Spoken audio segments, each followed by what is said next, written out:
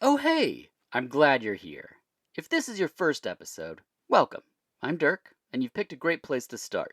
An episode with a huge conversation with a special effects artist where we round out our favorite creature features or things eating people films. We at VHS also have our classic format of each episode being about a film and the guest having the profession or experience portrayed in the film, as well as our new releases and late returns, which features music, books, games, and movie chats, plus our new format, Screen Teens, where each guest picks one movie from each year they were a teen that impacted their taste in films. This episode is a special treat, as is our next episode, which will be my top 10 favorite films of 2022, with Lindsay from Schlock and Awe podcast and Ryan from the New World Pictures podcast. That is sure to be a fascinating listen. I adore these two and can't wait to hear what of thousands of movies released in 2022 touched their hearts, made them laugh, scared them, or brought them to tears. Hopefully not to tears. I can't bear to see Ryan cry. Or Lindsay. Either one. Movies as an art form really should be personally evaluated far beyond the reductive best and worst. So we're just going to talk about 10 each that brought us some joy. Or sadness, but hopefully not sadness. So look forward to that episode. This one was something that came up between Alan and I after our first episode together, which was FX2. I am lucky that many guests wish to stay in contact after episodes, and it's an honor to see what they're working on or to hear from them when they see something that reminds them of a conversation we had. But, do you remember the first creature, being, or animal that you saw in a movie that scared you? Something that changed the way you look at your surroundings. It's the something touched my foot in a murky lake. The twig snap in the woods, the faint sound of scratching in the wall, a creak of a floorboard in the hall that no one's in, two slightly glistening eyes in the dark. I do. And I bet you do too. And that is what this episode is dedicated to. We love those things, but those things couldn't stalk us in our nightmares or chase us in our dreams if they hadn't been created by people such as my guest. So this conversation is dedicated to the people who work in special effects, all of the different departments. So much incredible skill and creativity is utilized to bring these things to life, and we here at VHS are extremely appreciative of those efforts. So let's get right to the episode.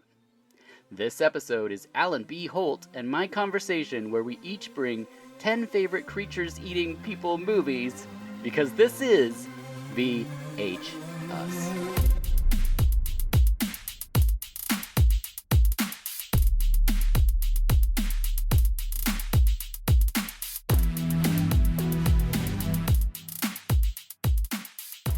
Hello, and welcome to VHS Presents, our Things That Will Eat You Spectacular. I'm your host, Dirk Marshall, and please find us on social media at VHUs_podcast. I'm Dirk Marshall on Letterboxd as well. I'm joined by special effects artist Alan B. Holt. Thank you for being here. Thank you for having me. Now, I just gave the episode a silly title, but we're talking about monsters, creatures, animal attacks. We're kind of covering a lot of different things. Oh, yeah. Basically, if it's something that would eat people or attack them, we've kind of constructed a list of some of our favorite, more memorable, or movies that just mean something to us, and we've ranked them 1 through 10. And so we're going to start at the 10 and work our way down. First of all, you are a Tooth and Claw on Twitter and FX Holt on Instagram. Is that correct? Correct, yeah. All right. And, Twitter, as long as it survives. Yeah, I just include it because who knows? Who knows what's going to happen? Yeah, so for this special episode, Alan and I each have brought our own list of 10 things and some honorable mentions. And then at the end, we're going to sort of fantasy create our own sort of monster, creature, animal attack movie. We'll see what comes out of that. But first, we'll start with number 10. Alan, do you want to go first? Sure. There is something terrifying about not just being killed by an animal, but I think there's some primal fear of actually being consumed and chewed up and torn into pieces and swallowed. I don't know why that's worse than just dying, but it is. So anyway, for number 10, I have 2 shark movies tied. And these are both movies where a person is trapped in a certain place, because that's one of the key features of this kind of movie is usually you got to be trapped in some kind of setting with this animal. So 2 of these shark movies that I think do it pretty well are pretty recent, and it is The Shallows and 47 Meters Down. Mm-hmm. And like I was saying, what these movies have in common is they come up with a clever way to trap a person in a situation with a shark. And the other thing that these two movies have in common is something I mentioned in our previous episode, was how it took visual effects a long time to come up with really good CGI sharks. Hmm. And to me, these are two movies that were sort of just at the beginning of movies where, like me as a viewer and as a practical effects person who is usually biased towards rubber creatures, Yeah, yeah. like these are movies where I was watching it and I was like, oh, that's pretty good. 47 Meters Down has Mandy Moore trapped because of a diving accident. She's trapped in a shark cage 47 meters underwater, and there's big great white sharks swimming around. And I actually met Mandy Moore in a professional context because I was casting her head for something. And what's funny is Huh. I don't even remember what show we were working on, but I was molding her head. And so whenever I do that, I always end up in these conversations with actors. I have this underwater movie that I've been trying to direct for like 8 years. And she had chatted me up a little bit and asked me about, while I was putting a bald cap on her head to do the head cast, Uh-huh. she told me she had just done this underwater movie about sharks. And so we talked for like half an hour about it. And she was talking to me about just getting into the zen of being underwater and not being panicky and swimming around with the audio. And it sounded really cool. And that was way before it came out. And I went and saw it. And I love the movie, although technically, this is because I'm a scuba diver, there's a bunch of technical Of errors course, yeah. that don't really, but no scuba movie ever gets scuba stuff correct. But even so, it's a great setup for being scared of a shark. With any kind of scuba decompression issue, there's a lot of reasons why you could be trapped where you don't want to go up too fast. And so I loved it for that reason. And then the other one, The Shallows, Blake Lively is a surfer who gets stuck 200 yards away from the shore, and there's a great white circling her. Both these movies do this thing. Modern monster movies, a lot of times, like these movies, if you made these like 30 years ago, a lot of times you'd make a movie that would take place over like a couple weeks and be people collecting clues and trying to figure out what's going on and all these victims piling up and stuff. But now, I don't know when this started, but in the last 15, 20 years, it seems like a lot of monster movies and movies like this, they wanted to just take place, if not in real time, then Hmm. over a very short, you know what I mean? Just Yeah. almost like Yep. the setup is very quick. Everything is like just get you there and then get you in this real time event. And I enjoy that to a certain extent, but there's a lot of suspense you can do in those. So these are, anyway, I'm sorry to ramble so long, but these are two movies that I thought do it pretty good. Yeah. No, I think that's great. I like both of these movies a lot. 47 Meters Down has the great shot with the flares when they're swimming up, and the sharks are doing like a circle around them. That's gorgeous. The only problem I had with that movie was the audio, because they're underwater, like they have to like to each other and stuff, and it's like after a while I was like, God, I wish they could just talk to each other. That's just the format of the situation. I thought it was great. I found the second one enjoyable too. And then The Shallows, I thought was so smart because it's just like get her on the rock, she's trapped by the shark, and then you have this bird character. It's just a bird, but it becomes a character within the movie, and then you have this rotting whale carcass situation that's just a nightmare. It goes pretty over the top towards the end, spoiler alert. But yeah, I thought it was very, very well done. And the shark looks great until the last like scene. But yeah, I like both of those a lot. And I also am kicking my list off with two movies because being eaten by something is terrifying, but also being driven by it is also pretty scary. So I chose Sputnik from 2020 from director Igor Abramenko. He had three shorts before this. This is the first feature. Special effects by Main Road Post in Russia. This is a movie where someone goes up into space and they come back with something inside them, an alien sort of creature. I love the design of this creature. That's something I was really thinking about with my list, is like the design work, the aesthetic. If it's, CG, or if there's rod work or puppetry of some sort. And I watched this and I just thought it's a very creative idea, and it would be terrifying that you don't know because you go unconscious when this thing is like inside you or when it's coming out. I forget which way. And not a lot of people saw it in the States because it's a Russian language film, unfortunately. But Sputnik is one of my number 10, and my other number 10 is a movie that I talked about so many times, but depending on my mood, either one of these would be great. But if I want something funny, Snatchers from 2016 to 2019, they made it over 3 years' time, by Steven Cedars and Benji Kleiman. Special effects by Nathaniel Yeager, who did Finch, Hell or High Water, and Those Who Wish Me Dead. So it's about a girl who is impregnated over one night to a 9 month pregnancy, basically, and she gives birth to kind of this alien thing that attaches to people's heads and steers them around like cars.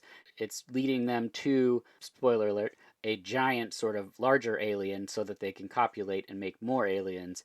And it's just like a splatter fest. It's super funny. It's a very funny film. The friendship between the two leads is just absolutely wonderful. It's just an utter delight. And unfortunately, because of when it came out and what the state of the world was, it didn't get the respect it deserves. So those are my number 10s. That's Sputnik and Snatchers. Well, I have not seen either one of those, and I'm writing them down. I'm definitely going to put those on my list. Those sound great. Yeah, I would love to hear your thoughts on Sputnik. Great. Well, that takes us to your number 9. My number 9 is one of several crocodile or alligator related films. I mean, after all, this is a list about animals eating people or creatures eating Yeah. people. So it's inevitable that there's going to be more than one alligator or crocodile I have movie, so and I many. have some of each. Okay, so my number 9 is a movie called Black Water. Oh, yeah. A lot of people have not seen this. There's actually two of them. There's a sequel. The thing that makes this movie unique is that they did not do any fake crocodiles or CGI or animatronics or anything. They actually just went to a reptile park in Australia owned by, there's this crocodile expert down there named Adam Britton, who has a bunch of crocodiles that he will, allow people to film. And so they literally just filmed all this footage of crocodiles thrashing around in the water and leaping in the air and chomping on things, and they just digitally composited them in to the images with people. So smart. But the story is also very realistic. It's sort of a mishmash of a lot of different true anecdotes from Australia where people have been stuck in situations where they couldn't get out of because of crocodiles. And so this group of people on like a weekend camping trip, and they, through a series of events, they get sort of cornered by crocodiles and stuck in trees which are in the water. And so I just liked it because it was very realistic in that way. It becomes suspenseful that way. I like some of these movies where instead of making a 35-foot Yes. mutant crocodile, they're just like, well, what if it's just a bunch of real Yeah. 12 or 14-foot crocodiles? I don't have too much more to say about that. It's number 9. It's not number 1. So it's Right. pretty good, but it's just a very unique setup. I don't think I've seen that in any other of these movies. No, no, no. I think in the 70s especially, people would use like Mutual of Omaha type footage to stitch into movies because they didn't have crocodiles or whatever or lions and things. But this is a movie that actually does it very well with the plot, and I love the idea of just being stuck in the tree surrounded by water. It's like you have nowhere to run at all. It's good. The sequel, again, it's fine. It's more about a cave, but Sequel is neat. I mean, it takes place in a cave. yeah. Have you seen it? Yeah, yeah. I thought it was neat. It was an interesting film. Like there's some cool action scenes and stuff, but I think the original is interesting just because it's a little more realistic. Mm-hmm. There's some great footage in it. Yeah, and you bring up a great point, and it's something that I was going to talk about later, but I'll just talk about it right now. We don't need the things any larger. I think they're terrifying on their own, and these movies that keep being like, but what if it's bigger? It's like, no one cares. We're scared already of the thing eating us. The size of it doesn't matter. It could be the size of a squirrel or the size of a T-Rex, but we don't need it to be like Meg or something. It's just, I don't get it. But anyway. That's true. And sorry, just to interject Yeah, real quick. please. I've been like a crocodile nerd since the mid 1980s. I've researched this, and crocodiles kill a lot of people, and Yeah. it's mostly in third world countries, but they kill about 100 times more people than sharks, or most other animals, other than like bees and things like that. And usually it's in situations where people are in the water and stuff like that. The point of that is that there are real anecdotal things that are very upsetting that don't Mm-hmm. require a 35-foot mutant animal. There was a situation in World War II where in one night, hundreds of Japanese soldiers were killed by them as they retreated on Ramree Island. Oh my There's a gosh. lot of things like that. But Yeah. Great. Well, my number 9 is a shark movie, and I went with Bait 3D from 2012, written in part by Russell Mulcahy, who we'll hear about later, but directed by Kimball Randall, who also did a movie called Seven Guardians of a Tomb. When you look at the trailer, it looks like a dime store Indiana Jones, but by the midpoint of the trailer, it's about like tomb spiders. That one's really interesting. But I'm talking about a movie where a tsunami traps people in a grocery store and they all have to stand on the top of the shelves because also in the grocery store is a shark. It's the first movie like this that I saw where it's a cool, different scenario. The setting is interesting. They're having to leap from like the cooler to another shelf. There's a very clever third act in it, and the shark effects are pretty good. And it was going to be made to be. It was called Bait 3D. It was going to go to the theaters in 3D. I don't believe it was finished that way, but it's worth checking out. It's entertaining, and I put it there as number 9, Bait 3D. Yeah, grocery store sharks are very, very dangerous. Yeah, because there's food everywhere. They're just always hungry. Yeah. Their fins keep slipping off the jars of things. They can't open anything on their own. So, Wow, that's great. That's another one I've got to watch. Bait oh 3D. yeah, that's Okay. fun. Which brings us to your number 8. Okay, my number 8, another alligator movie, and it is Crawl. Yes. Now, Crawl is in some ways it's one of the best directed of these films in terms of action, suspense. The water work is amazing. Oh my gosh. The setup is great. Like we were talking about, they avoided the trope of the giant monster alligators. One of the things that I love about this film is that the setup is something that we've all thought about, like or at least I have. Every time there's these hurricanes or floods down in those areas, obviously me as a monster loving person, Yeah. of course I have these thoughts. I don't know if normal people do, but I mean, I always think about that. And then you hear the stories about this guy in Texas had an alligator in his living room, Yeah. so it was inevitable that somebody made this film, and it was done by Alex Aja, the guy that did Piranha Yeah. 3D Yep. film. Aja did it. Yeah. Another one of these films where it's almost in real time, but it's a great setup. The water work is great. Put a decent amount of money into a very contained story, Yeah. allowing them to pull off a lot of really terrifying shots and stuff like that. So it's really well directed. The action's great. The underwater stuff's great. I do love the cast. Barry Pepper's in it. Yeah. Okay, Spoladero. And speaking of grocery stores, like there's that terrifying scene That's in the so gas good. station. Yeah. I don't think the alligators are behaving realistically, but it doesn't matter. So that is my number 8. That's awesome. I had it tied higher on my list, but since you brought it up, I'm not gonna talk about it then. I'll say it right now. I love how he directed this movie. The effects by Rodeo Effects. I don't know how you're supposed to say it, but you can find people on YouTube. You can find a video where they compare the shots of what Alexandra shot versus once what they added the effects to it.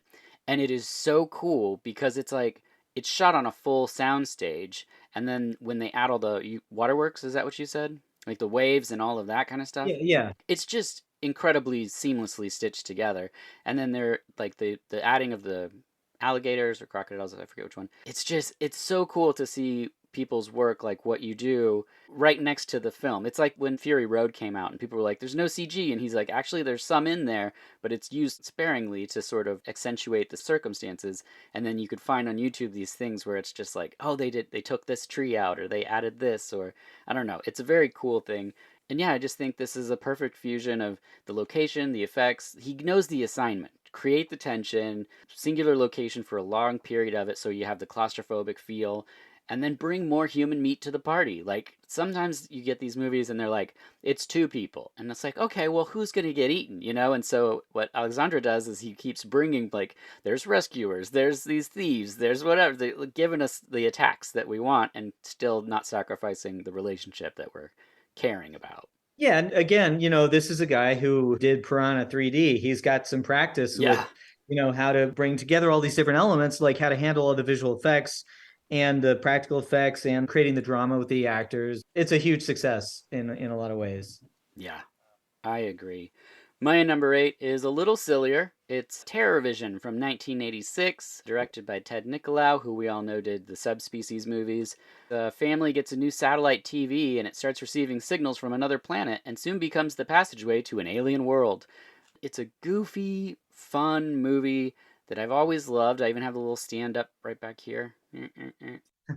My dad's video store had this. I was obsessed with it. When you finally get to the creature, some people call it like the trash alien or something. It's just so, it harkens back to, like, I don't know, the 50s type of things.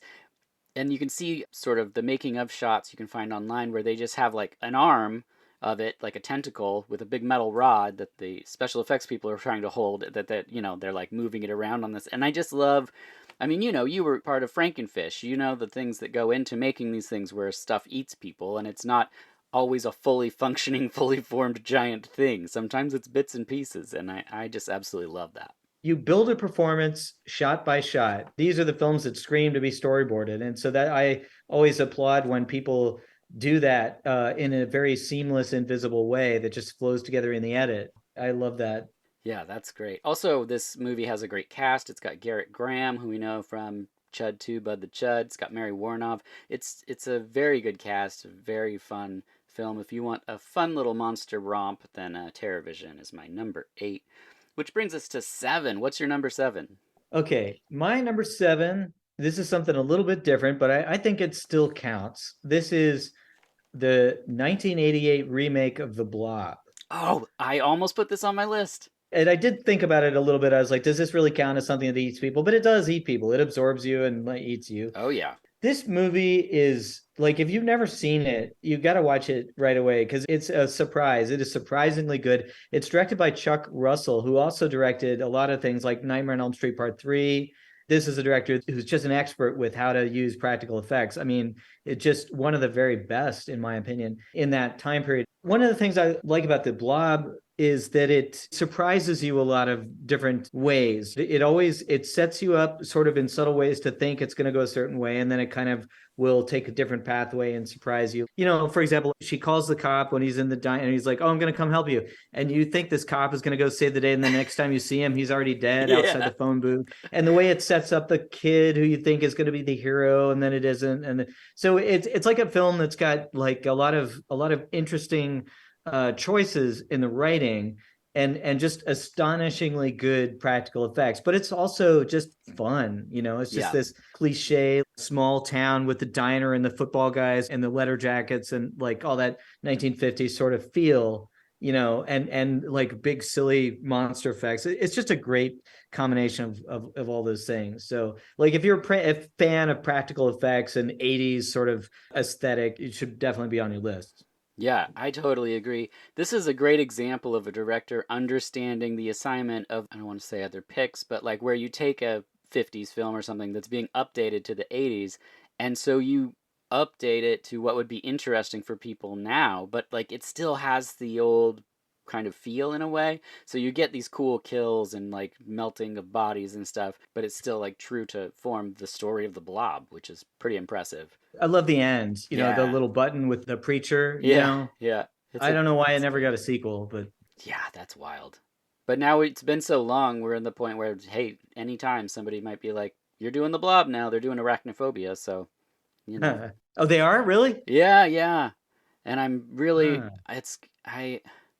I'm happy for whoever gets to make it and the work that anyone gets to do, but my goodness, I would love plain spiders, just regular spiders. That's all we really need. I don't need giant spiders. I don't need them to be super fast. Like, that's not scary to me. Like, when you watch the first one, it's so genius how they're like, we'll show the spider crawl into the slipper, and now we're all staring at the slipper, and the old man's walking around in his bathrobe, and all we're thinking as the audience is like, his foot's gonna go in the slipper. It's like, it's just like Hitchcock. It's like so well done, and then he puts his foot in Yeah. the slipper and he's go, I felt like a cougar bit me. It's like it's Yeah, beautiful. yeah, It's yeah. so I remember good. that. Yeah, it's so genius. Watched that movie like 400 times when Yeah, it came out. same. Yeah, I saw it in the Yeah. theater, and my friend Aaron and I's arms brushed up against each other at one point, and we spent the rest of the movie just swatting at our bodies like there was spiders on us. Because once you get the creepy crawlies, it's like that's it. But that's Yeah. not my pick. My number 7 pick is Alligator from 1980. It's a classic. It's Louis Teague, who did Cujo and Cat's Eye, Jewel of the Nile. Special effects by David Bartholomew, who did Armageddon, Dante's Peak, Hunt for Red October. I said Dante's Peak, not Dante's Pink. I'm sure that's a X-rated film. I love Alligator. We had it in my dad's video store. I stared at that cover. It terrified me. I grew up with an in-ground pool. It changed how I thought about pools. I just love Alligator, and I knew I had to put it on the list, but I wasn't sure where it was going to land. So this seems about right. I've definitely watched it a lot. That movie is higher on my list. I will talk about it later, but I'll just say that I consider that film not just good on this kind of list, but one of the best like B movies, Yeah, period. I agree. And you know who else agrees with us is Stephen King. It's one of his favorite movies. Oh, that's great. Yeah, yeah, Yeah. yeah. Oh, well, perfect. What's your number 6? Okay. I'm almost ashamed because I have so many crocodile movies on here. There's so many But good ones. yeah, okay. So number 6 is a movie called Rogue. Oh, this is on my list higher too. You just took out my number 6 twice. Okay, I'll just say a few things about it. Rogue is director Greg McLean, who directed Wolf Creek. Yes. So I think this is one of the best of the crocodile movies. And so first, it's very well directed. It's very suspenseful. They made the choice to get a bunch of really good actors and fantastic cinematography. But a couple other things that I want to mention specifically is that the crocodile effects are some of the very best I've seen. And I think it's because they were done by an Australian company. I think it's John Cox, I believe. You might have that in your notes, but because they're Australian, they know what crocodiles look like. And the thing is, as a child in elementary school, I lived overseas. I lived in Indonesia, and I was face to face with some giant Oh. crocodiles, and they were burned into my brain. That's when I got interested in monsters and crocodiles and all this kind of stuff. And this is one of those movies where they really nail the look. And I would say the setup is somewhat realistic. It's like there are a lot of real anecdotes that are almost identical to this, but this is just like 15% exaggerated. It's Mm. just a little bit more than some of the real situations that have happened. And the crocodile is just a little bit bigger than real ones, but not like a Lake Placid level, like Right. Yeah. gigantic, Jurassic era. But it's like arguably there are crocodiles that were just about that big, for real, but maybe not quite. But to my mind, that just like 10% exaggeration makes a movie like this very watchable, and it's just taking this B movie idea and just putting a really high production value on it is what I like about it. Yeah, I totally agree. You were right. It is John Cox that did the special effects with Fuel International that worked on X-Men Origins, Charlotte's Web, and The Ruins. The animatronic part is what John Cox's Creature Workshop worked on, and they also worked on Pitch Black and The Host. So, They did another crocodile for one of the Peter Pan mm-hmm. movies. Yeah, they know what crocs look like because they live down there. Yeah, I rewatched this last night and it holds up so well. It's so interesting some of the films where the effects just like they don't look any worse over time, and Oh yeah. it's like Yeah. it's really smart like what they're choosing to show and what they don't. And it's But it's really well funny, done. Sam Worthington pops up in this Yeah, movie. yeah. Rhoda Mitchell, Yep. who is also in Pitch Black, and then also this guy Michael Vartan, or Vartan, however you say his name, who has popped up in various American movies, and it's a fairly simple story. I mean, it's genius. Like, all we need is just like for Bait 3D, get them into the problem. We don't have to meet everyone for 55 minutes. It's just like they're all getting on a boat, they're going out there, and then the alligator rams the boat, and they got to get on this little island. Which, like, if they had just gone 7 feet to the left and just banked on the rivers, like they would have just escaped. But they stopped on this little island, which is so funny because they're really not too far from land, but it's definitely enough that it would eat you. And then what's happening is the water's coming in and making the island smaller. So it's like perfect. Now we have this scenario where the rising of the water is forcing them off the island, so they can't just hang out forever. It's funny. I met this director too because he was in LA because he was doing reshoots. I forget the name of the movie, but I'm actually in it. I can't Oh, remember that, but it was something where they needed security camera footage of people like running through hallways and stuff like that. And so we were there talking about this, and the company next door was like a toy company, and they were throwing away all these toy guns, like AR-15s, like plastic. oh wow. And so we were like, well, let's go get them because we could use them as props. And so I was climbing through a dumpster with the director of this movie, pulling out plastic machine guns. And I took that moment and I told him, it's like one of the best crocodile movies ever. And he just looked at me and was like, yeah, okay, thanks. Oh Sure. no. And look, I'm full of weird stories. That's great. Yeah. Wow, what a bonding moment. All right, well that was tied number 6. What's your number 5? Wait, you had that as your number 6 also? Yeah, I had that Okay. tied with Crawl because I didn't know which one I wanted to talk about, and then you talked about Crawl, and then you talked about Rogue, so it's perfect. Well, they're both great and they're both very different films. Okay, so my number 5 is a film called Tremors. Nice. Tremors is just a perfect film. That movie has a perfect cast. I might have mentioned this before in the other episode, but Tremors has absolutely flawless special effects. And it was this moment, the exact minute right before CGI, a couple of years before Jurassic Park, So the special effects we're talking about, there's miniature effects, there's creature effects, full-size creature effects, miniature creature effects, but just flawless. Every shot in that movie is bulletproof, and it's a gigantic underground monster eating people. And the cast is funny. It's really well written. And one of the funniest things about this movie is that I think, if I'm reading this correctly, it was written as a parody of Jaws in the 70s. But then the script just floated around for 20 years or whatever, and then finally got made in what, 88, 89, whatever, whenever it was made. But they made something that was intended as a parody into a legitimately great movie. I mean, it just hits a perfect tone of like between humor and horror. A lot of people try to hit that, but when you add in like an all-star cast, Kevin Bacon, Fred Ward, I believe, what was it, Joe Dante, or who directed it? Underwood? Yeah, it's Underwood, Ron Underwood. Ron Underwood. I think he directed a bunch of other films with similar tone of like the sort of fun. He did City Uh, Slickers, Heart and Soul, Mighty Joe Young, just to name a couple of them. like Mighty Joe Young sort of, but I think this is a perfect film. The monster's great. It's scary. It looks amazing. The cast is funny. So that is my number 5. That's awesome. Yeah, it was Alec Gillis and Tom Woodruff Jr. were the founders of Amalgamated Dynamics that worked on this movie. Yeah, those are two guys who came out of Stan Winston's. They both Yeah, worked on Aliens, on the Alien Queen, and then they stepped off and founded their own company, which has then had a gigantic history since then, doing a bunch, Predator movies, Alien movies, and like yeah. everything all over the map, and excellent, excellent effects. Yeah, Tremors is one of those movies that, talking on this subject, I'm like, well, I don't need to bring it up because everyone's seen Tremors, but sadly, that's not the case. It's also a movie that I could put in the top 3 if I wanted to, depending on my mood, because it was so big and impactful on me when I was a kid. Like, when it came out, that was our sleepover movie. Like, that was just something we could endlessly watch because, like you said, it's so well written. The characters are so fun that you just want to hang out with Fred Ward and Kevin Bacon. And, like, I don't know, it's just really, it's paced really well and the ending has got a great payoff. Yeah, it's Tremors is fantastic. I have to say, I never really got into the sequels. I understand what they were doing with them, but they didn't.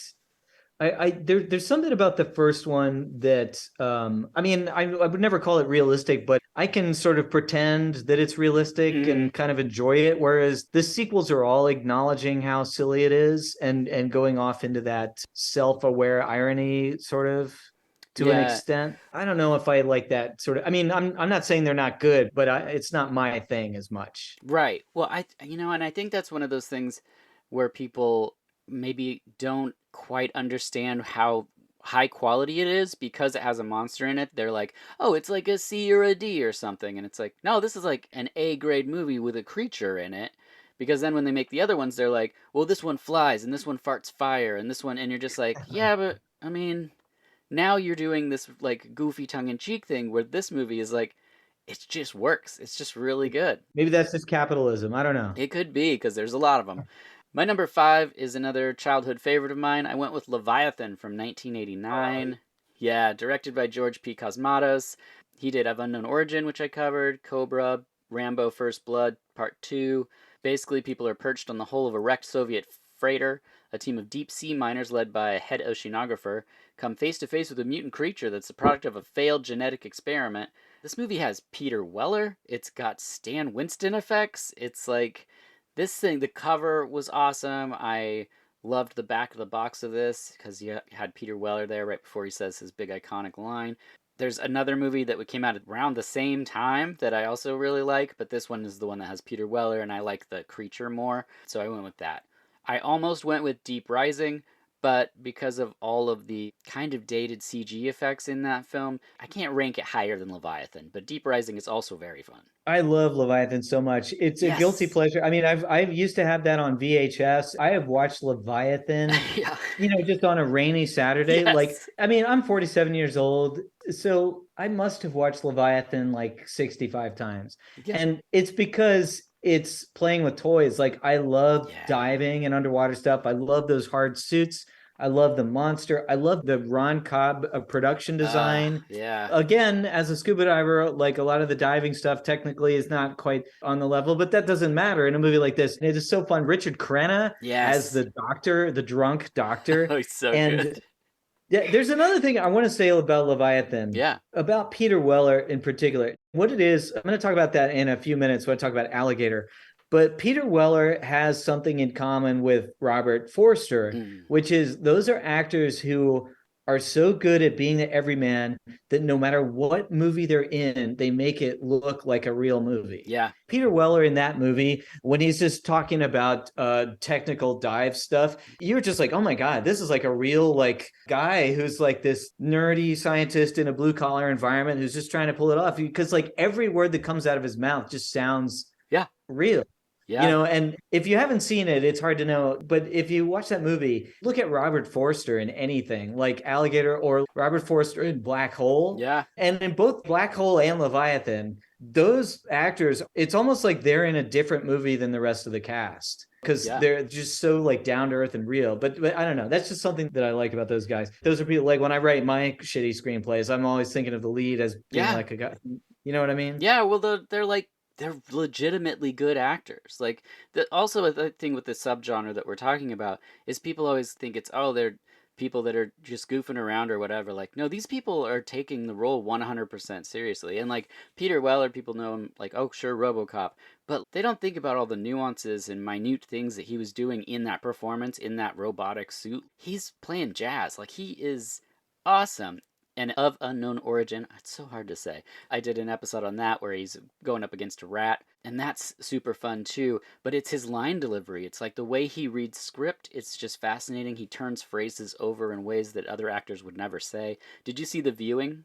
I love it, man. The, Right? the director of Mandy Yeah, and it's George P. Cosmato's son. oh yeah, I forgot about that. Yeah. But that's my favorite episode Same. of that series. Yeah, I'm in love with that episode, and it's because there's so much craft Yes. to it. They're not just trying to direct it cool and make a cool looking thing. Uh-uh. The writing just feels like there's so much intellect Yep. there. We could do a whole episode on that for Yeah, we sure. should just do a Peter Weller episode.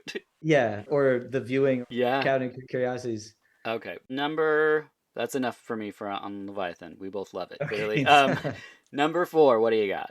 Okay, number 4. Now, this is very different. Now, most of the films on this list are very fun and very scary, but number 4 is a very sort of unique film that just hypnotized me in the theater when I saw it. And I watched it a few times on the Blu-ray since. And it is a Liam Neeson film called The Gray. This is a film that every single thing about this film is like a meditation about death and masculinity. And every scene is asking some question about whether or not you can accept death when it comes and how you feel about your own life. I'm looking at my notes. I'd written that it's like a fusion of a very contemplative stage play with a masterclass in cinematography. It was shot on film, but they shot it in actual extreme conditions. So they really were freezing and suffering when they shot this. And there's something about the combination of the grainy, contrasty, the film look and the blackened plane wreckage and the snow that's very mesmerizing. And one of my favorite parts of the film is sort of like encapsulates the whole thing is Frank Grillo's character deciding that he's just going to sit down and accept death.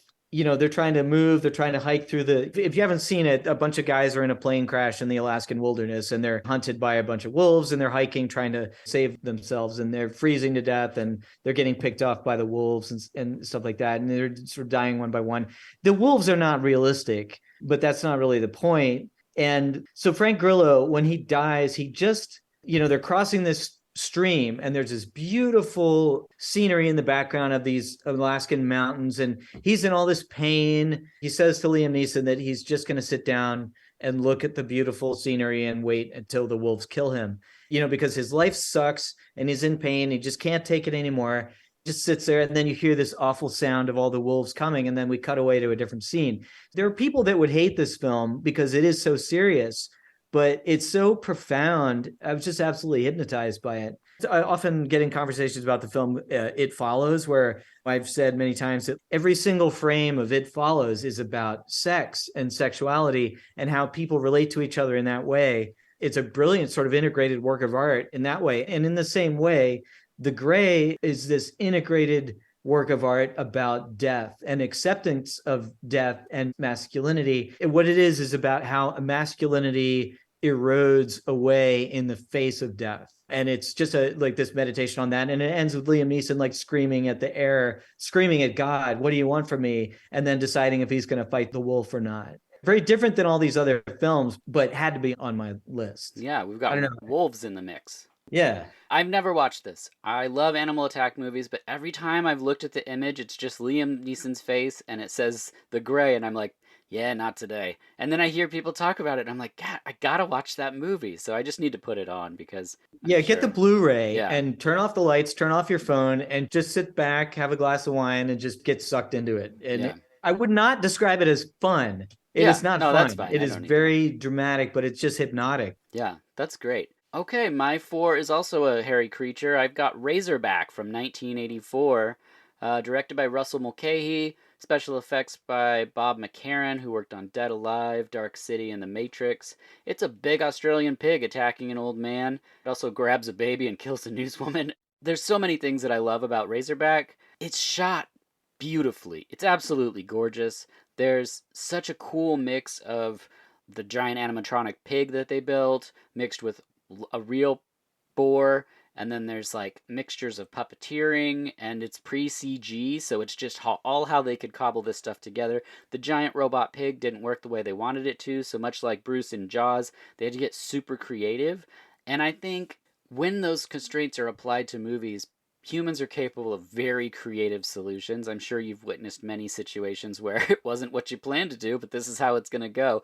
And because of that, in the edit, it just becomes this beast of sort of intense size that's just ramming and ripping through walls with its tusks. And I just love it so much.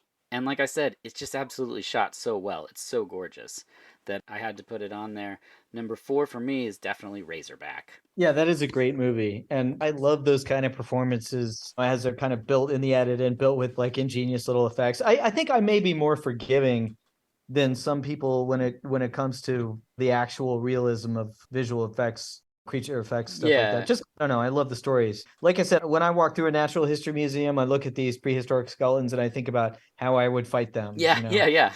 Uh, Yeah, and the thing with like the boar is it's big, but it doesn't look that much big. I mean, yeah, it's pretty big, but I just read an article the other day about this bear that is killing all the other bears in the area, and it showed like three pictures of this bear, and it was utterly terrifying. But it wasn't that much bigger than the other bears. It's just a better bear fighter, I guess. I'm not sure it's just exactly. a really mean one. Yeah. It's like that bear. And did you see Prey, the new Predator movie? Oh, yeah, yeah, yeah, yeah. I love the bear in that It was movie with good. the like the big scar across its face. Yeah, Like, it's cool. yeah, that was great. All right, well, we've made it to the top three. These are our personal top three here. So, what do you have in the third spot?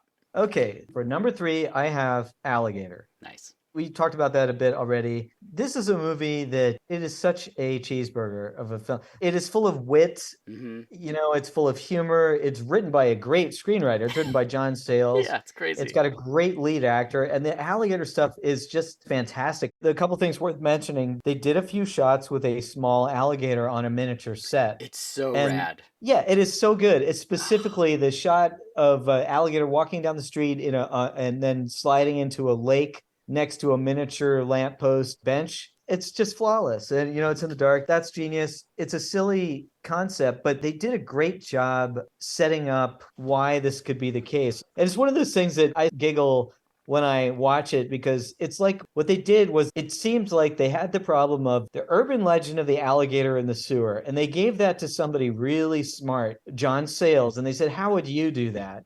And he said, well, the reason why an alligator would be giant would be growth hormones. Why would an alligator have growth hormones? Because the company is experimenting with somatropin on dogs and throwing the dead dogs in the sewer. So And how do good. we set that up? Well, we see this old lady see a dead dog and say that it's 4 times bigger than it used to be, but it's the same dog. And then, of course, the alligator eats its way up the food chain. It Yeah. starts with the random people in the sewer, and then it eats a criminal, and then it eats a sewer worker, and then eats a reporter, and then it ends up breaking out of the sewer and eating a cop. I love that And shot. then it eventually ends up at the mayor's wedding party for his daughter. It kills the mayor and the pharmaceutical kingpin guy. and only then can they kill it. It's like in Jaws, how Yeah. Quint was on the thing that delivered the Hiroshima bomb, and so the shark can't be killed until it kills Quint because the Indianapolis sharks ate all the other guys. So the Jaws shark has to finish the job by eating Quint. Yep. And so the alligator can't be killed until it kills the mayor and the pharmaceutical kingpin. It's a clever movie. Robert Forster is this amazing everyman actor. Even the big rubber alligator looks good enough for me. I Me mean, too. it's just a really fun movie. And on a technical side, the poster says it's 36 feet long and weighs 2,000 pounds. Technically, a 36-foot alligator would weigh 6,000 pounds or more based on data extrapolations by modern herpetologists and about extinct species and large current living carcasses. But anyway, that's a whole other thing. That's just me being a nerd. But anyway, that's my number 3. It's a great B movie in general. Everybody should go watch it. Get a beer and a pizza and watch Alligator. It's a great movie. Henry Silva as the hunter. Yes. It's an unbeatable B movie. Yeah, I agree. I could easily have put that in my top 3 as well. I love it so much.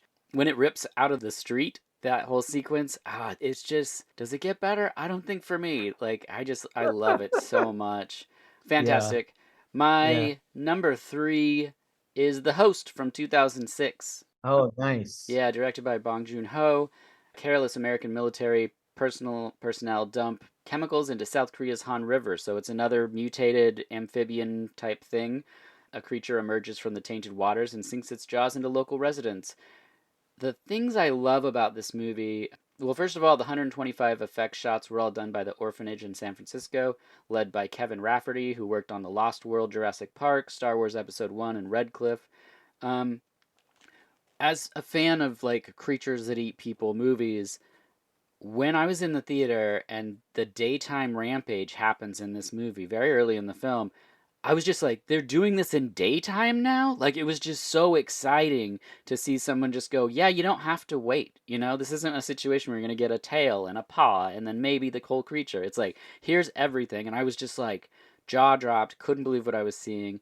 I love the design of the creature. I love the functionality of it. The fact that it could kidnap the little girl in its, like, mouth or some sort of stomach pocket, I'm not sure, and then regurgitate her into, like, a cave. I'm like, okay, this is new. I haven't seen this before. And when it was suspended underneath like a bridge and drops into the river, I was just like, this is some of the coolest things I've ever seen. I don't know what's going on here. It's also like a drama that plays out, but it has enough creature that you're not ever bored. If this didn't end with CG fire, which I still think people cannot get right, I would say this is a perfect movie. But computer generated fire looks so hokey that like it just it ruins it for me and for my wife too because I've subject her to these movies and she'll just be like, oh, the fire, and I'm like, I know they were right there, like look at how cool the creature is, but like just shoot it with an arrow or something. Like, why are we so stuck on fire in these movies? But yeah, The Host. You could composite real fire onto Yeah, something. that would be great. I saw footage of a sequel for this, but then the American movie The Host came out, and then I guess it like killed the whole idea that they were going to try to release The Host 2, and then the movie just never saw the light of day. But I saw footage where it like ripped a like a trailer in half and half the cast are Wait, like in it. there's an American version of this? No, there's an American movie called The Host that came out like a couple years after this. I think 2008 or something, and it was like has nothing to do with an awesome creature movie. It's Oh, okay. Okay. Well, yeah. that's a bummer. Yeah, no, he's a very interesting director, Yeah. and I'm interested in whatever he's doing. And yeah, I know I agree with you. This is a great movie. And it's one of those movies that you when I saw this for the first time, I felt like it was hard to predict where it was going. I felt like I was in a different movie Mhm. than all the typical formulaic sort of monster movies. And it, because it had interesting things to say. And the creature was interesting and weird looking, and it's Yes. kind of like very fresh design at the time. Yeah. So that's my number 3, which brings us to number 2. What's number 2 on your list? Well, number 2 for me is a little film called Jurassic Park. Yes. I don't know if you've heard of it. No, I've only heard of Jurassic World. What's this Jurassic Park? Jurassic Park was about a park Oh, I love parks. that replicated animals from the Cretaceous era. not the Jurassic era, but what do I say about Jurassic Park? Oh my It's God. I want to know what it was like for you the first time you saw it first. well, it was a big deal. It was a big deal for me for a variety of reasons. But, I'd read the book and I think that the cleverness of the basic concept is still worth talking about. Michael Crichton, he was a clever guy, and he like fell in love with the particular ideas that he had and would take something and run with it. And this is not the only time he did that, but the basic idea of finding amber with mosquitoes preserved in amber that had dinosaur blood and DNA. That is a really clever little idea. I have no idea if that's actually practical or could really happen, but it is such a clever idea that I think they win. And so, as far as the execution of the movie itself, when you read the book is a little bit scarier. It's a little more of a horror story than the movie. But the movie, because it needs to be a 4 quadrant movie and it needs to make trillions of dollars because it's going to take god awful amounts of money to make this film in the early 90s.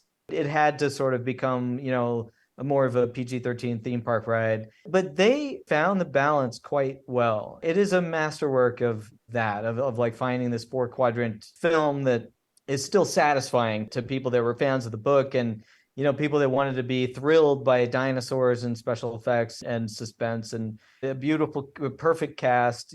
And as far as like nitpicking the technical elements, there are shots in that movie that absolutely still hold up today that Yes, I think are just perfect. Like, and same. I'm talking about CG. Hmm. Obviously, it's funny. Their creature effects, the actual physical practical effects, have more screen time in that movie than the CGI does for dinosaur effects. A lot of people don't know that, but Stan Winston's practical dinosaurs have a lot of screen time in that movie. But the CG is still probably the most significant technical development there, and that's what I'm referring to. Like the shots when the T-Rex first breaks through Yeah. the fence in the Yes. rain and like steps out in the rain. I don't think it's ever been better than that. And Wow. the thing is, there's been a lot of documentaries talking about this. And one thing that has been said by many people is that the reason for that is that there were a bunch of very smart people at the top of their game just really thinking through it. And that's why these dinosaurs take into account physics and how a thing with that much mass would move.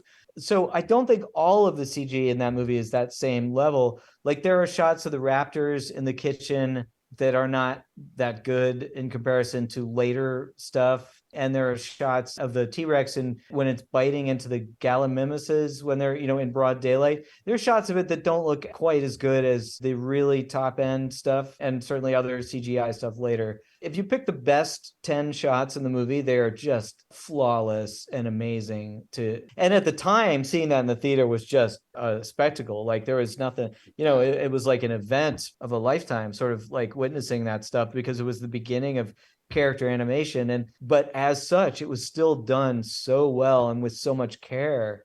And there were so many big brains working on that problem that even with the decades of work after that, there are shots in that movie that are still just thrilling and fantastic. Some of the movie is a little bit overly Spielbergy, like the beginning when you have this very dramatic scene where they're loading the raptor into the cage to transport Right. it, Yeah. and Yeah. there's all these flashing lights and people yelling, and that's a little overdialed, in my opinion. I forget that scene's there. I just showed this to my 8-year-old daughter, and Yeah, that scene started, and I was like, "This is Jurassic Park." My brain just starts with when they're riding in the jeep, and you first see the dinosaurs standing there, and because in the theater, that's what imprinted on me. Like my jaw hit the floor. I was like, "What are we seeing?" Similar to when I was talking about the host. I'm like, "You're doing this in the daylight? We're gonna see these whole dinosaurs this early in the movie?" Like I couldn't believe it. there are things in that movie that are just fantastic, like the velociraptors in the kitchen with the Ugh, kids. that I, scene. I, I think those two kids were fantastic. They were Yeah. perfect. My daughter got bored in this movie. She's just not a dinosaur person, but that sequence in the kitchen, she was on pins and needles. It's so effective and so well put together. Yeah, and Spielberg had said that when he was conceiving that scene, it was like, just imagine these kids are being hunted by a tiger in the kitchen. And I think that works. There's a lot of fantastic stuff in the film. So, yeah, anyway, that is my number two. It'll always have that place in the pantheon of great films beyond just being a great monster movie. It's a great movie. It's thrilling. And, unlike so many movies, that Michael Crichton influence does come through where it's like it really is talking about some intellectual ideas, with the Jeff Goldblum character and Attenborough. Oh yeah. They really are bringing some thoughtful conversations into this. You watch this movie again now, it's like that era when they wanted to do that. And I love them for wanting to talk about any of these issues in a movie rather than just trying to make a thrill ride. Look, the most recent Jurassic movie, I don't know if this is the time to talk about that, but that film, like, the problem that I have with it is that nobody is in any danger. And it's almost like the characters in the movie are on a theme park ride Yeah. because they can't be hurt. And these dinosaurs, they don't have any intention of eating you. What they want to do is roar at you Chase and ya. scare you. And you look at a movie like Rogue or any of these movies about crocodiles, or just look at real predators in the world that do kill people. There is no predator that wants to scare you before it bites you. They do not come up to you and roar at Boo. you. You know what I mean? Yeah. It's like the goal is to stalk you so that they can ambush you and eat you.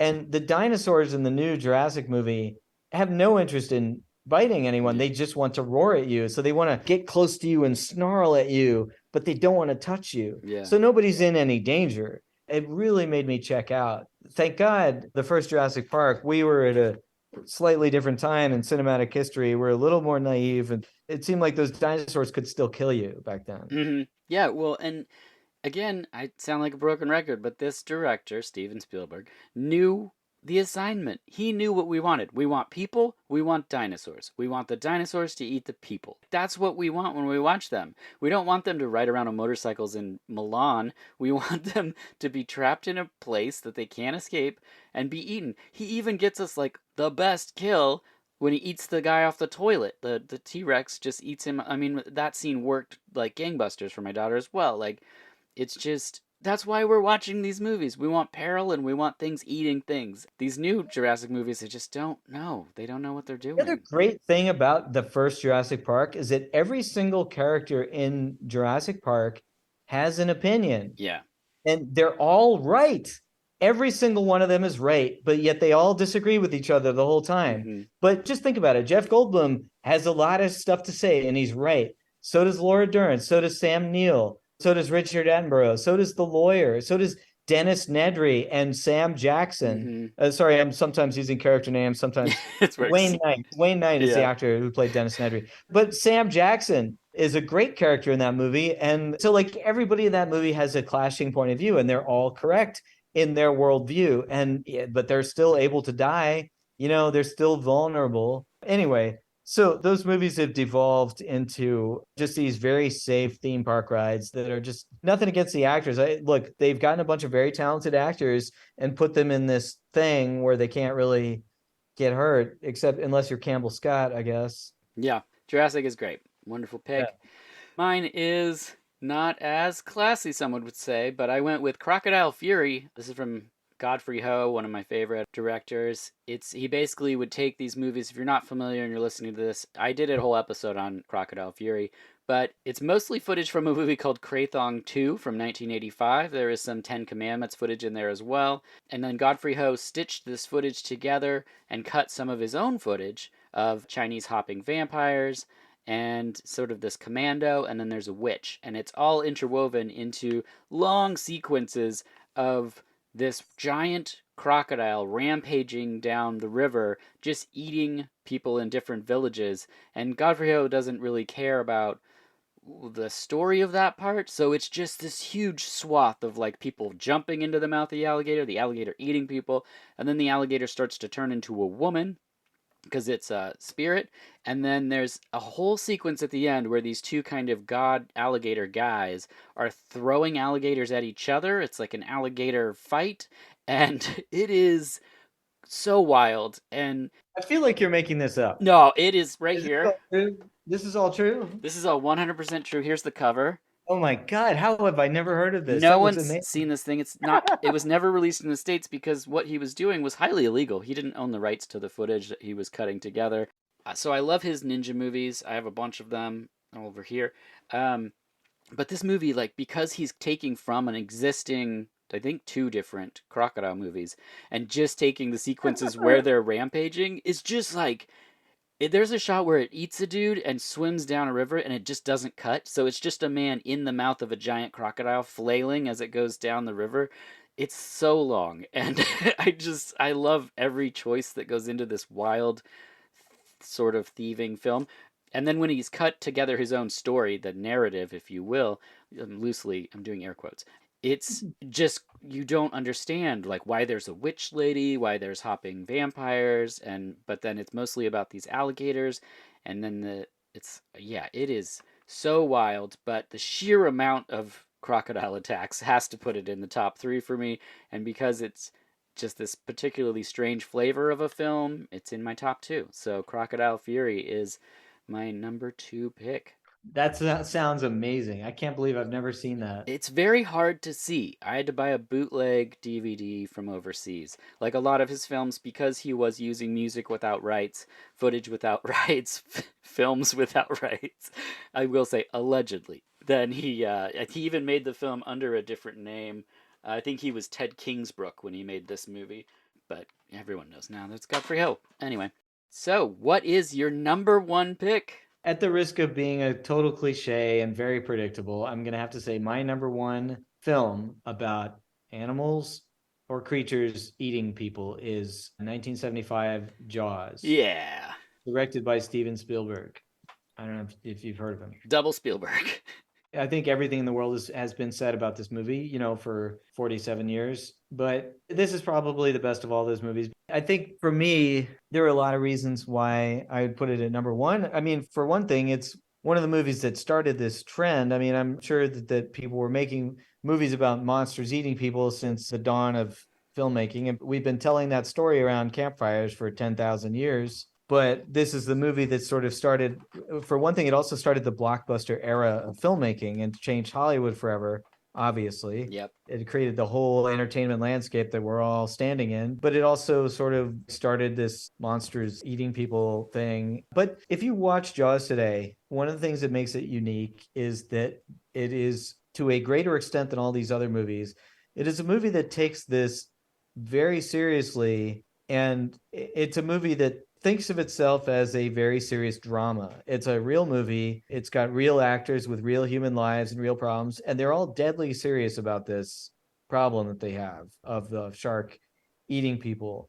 And they've got a bunch of great actors, and the screenplay is great. The screenplay is bulletproof. It's a masterclass in how to tell a story like this, and every performance in the film is a standout. I mean, look at Robert Shaw, Richard Dreyfuss, Roy Scheider. They're all giving these amazing performances, and the music is sort of part of our collective unconscious at this point. But I also like, in terms of the effects, we've all heard all the commonly cited anecdotes about, oh, the shark didn't work, so they couldn't use it, and then that made the movie better. But when the shark does show up, I mean, it works good enough for me. Like, I Same. think that shark looks pretty good. It doesn't quite move as smoothly as CGI things do now, or there are other better sharks done even in the practical world. There's a one particular company, this guy named Walt Conti, I think Edge Innovations is the name of the company, but he does the best animatronic sharks and dolphins, and his sharks are much better than this. But the Bruce, the shark in Jaws, I think works perfectly fine in this movie. I don't have any complaints about it. And the movie is scary.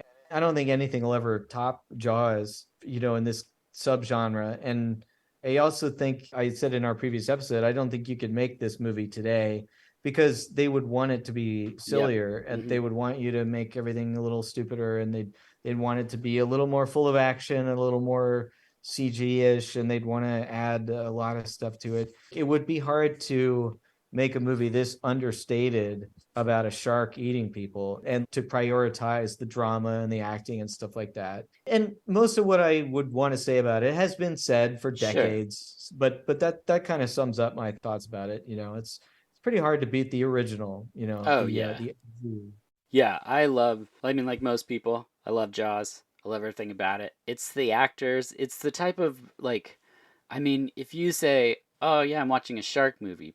People picture something that's flimsier. It's got actors that aren't going to be maybe as classically trained, some would say. It's not going to have the cinematography that's this incredible. But this is a shark movie. This is like the shark movies most people would say is Jaws, and you have just incredible performances, the tension building, the score, of course, it's so iconic. I mean, we as children before even seeing the movie were doing the dun dun dun dun. I mean, it was just like it's incredible the impact that that movie had. So yeah, It's about three guys in a boat, right, and yeah, it's like three clashing worldviews. You've got Quint, who is the blue collar hero guy with the calloused hands who can tie knots and can drink everybody under the table and can sing songs about women and show off all of his different scars from all of his. And then Richard Dreyfuss playing the college boy, and then Roy Scheider playing the down to earth street cop who doesn't want to live on the island. And then, like I was saying before, when we were talking about Alligator, there's this sort of thing. I don't know how intentional it was, but Quint tells a story about being on the Indianapolis, which delivered the Hiroshima bomb. And so then the sharks ate all those guys, yeah, and he's the sole survivor. So there's this thing that I think has been said, and as people have written essays about this movie, the shark can't be killed until that shark kills Quint because it's come to finish the job of eating the people that delivered the Hiroshima bomb, which I don't know if that was intended, but it's a brilliant sort of like thread in that film. Could you make a movie about this shark eating people at Amity Island without that? You could, but that just adds a sort of depth to it. mm-hmm, And it's one of these things where, like, this is one of the few cases where the movie is better than the book. And nothing against Peter Benchley, but Peter Benchley wrote this book, but then Carl Gottlieb and Spielberg, I believe they just took it and just worked on it for months and months, just sitting there staring at each other over a typewriter, just going over it and talking and talking. And they really turned it into something much better than the book. Just this perfect storm of influences that made it the film that it is. yeah, I agree. My number one is okay. So when we started all this, I was thinking about design. I was thinking about just this is a personal list. So I was like, what means the most to me? And there was a movie that was incredibly impactful when I was a kid that I've talked about, but it fused horror with comedic things that I understood at the time. And it gave me something new when it expanded upon it because it's a sequel. And I'm talking about Critters 2 from 1988, directed by Mick Garris. We get the Hey, critter Garrett. ball. The critter ball, it broke my brain. It was like something I wanted to see. I wanted to know how it worked. I wanted to know how they formed into this giant critter ball that could roll over a body and strip it down to the bones. It was just the perfect amount. The fact that the critters like had sort of attitudes in this one, and they were like talking to each other and swearing, and the Looney Tune humor that I think Mick Garris was bringing to it is a very sort of Joe Dante kind of vibe. The whole thing with the Easter Bunny, where the critters get into the suit and kill the Easter Bunny, and then their eggs are there. It's just everything about these creatures that are eating livestock and people was just captivating to me, and I would watch this over and over and over in my dad's video store. The aliens that shapeshifted. There's a part where he's got breasts. It was my entire way of being, my sense of humor, my everything was combined into these tiny weird little space creatures. So if we're talking about creatures and things eating people, nothing captivated me as much as in my youth when I saw Critters 2. Wow. I saw that, but it was so long ago. I guess I should revisit that. I remember the first Critters. It's wildly creative what they're doing in the second one. I Mick, do, yeah, yeah. absolutely. I remember that. I remember thinking that. The aliens, it goes from space to Earth, like all the things that they're doing. It's kind of like for me like Night of the Creeps in a way because you get these different flavors of like 50s sci-fi but also horror but also comedy but also the camaraderie of people, and it's like the way that it's all mashed together. It just I don't know, it's not nostalgia, it just feels like the comfort that I felt at the time when I was then, a kid Yeah. eating those round jerky coins and like Laffy Taffies and watching Critters too. It was like life didn't get much better than that. Oh, that's great. Yeah, there's something about it being on VHS. Yeah. And yeah, Well, and they put it on the poster. They're like, look at this crazy ass critter ball. And you're just like, oh God, like look at all those gnawing mouths all in one giant sphere. Like that's terrifying. they should do a Critters reboot.